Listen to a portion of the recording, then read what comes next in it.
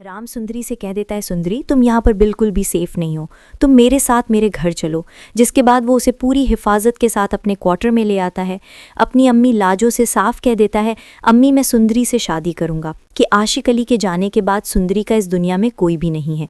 दूसरी तरफ जानदार को ये खबर मिल जाती है।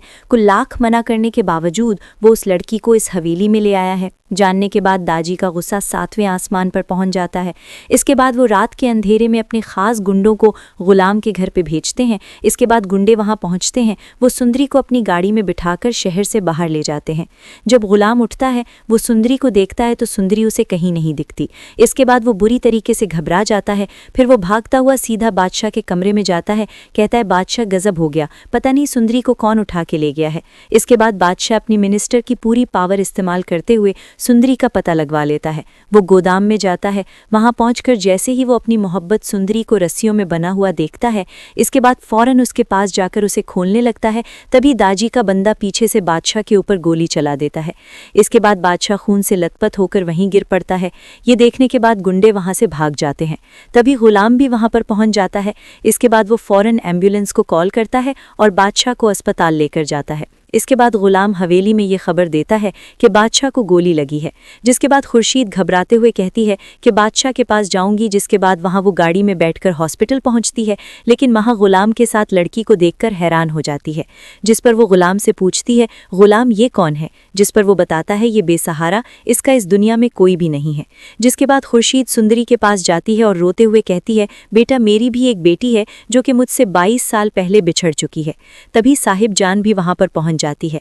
आते ही गुलाम को खड़ी खोटी सुनाना शुरू कर देती है। वो उससे कहती है, तुम्हारी वजह से आज बादशाह इस हाल में है।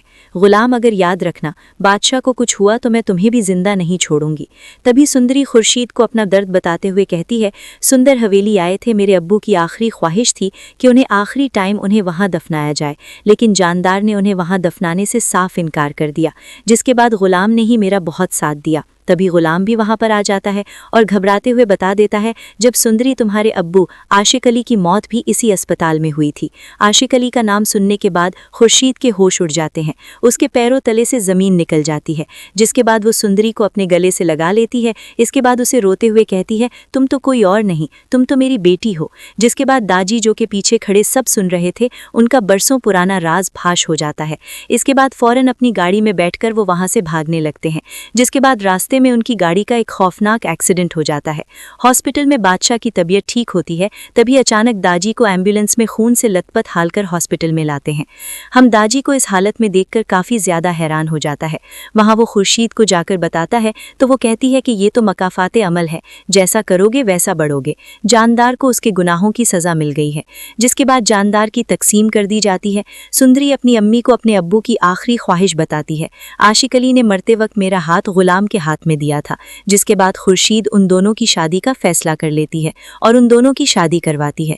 गुलाम शादी की ड्रेस पहन के आता है। सुंदरी भी खुशी खुशी आ जाती है। जिसके बाद मौलवी साहब इन दोनों का निकाह पढ़वाते हैं।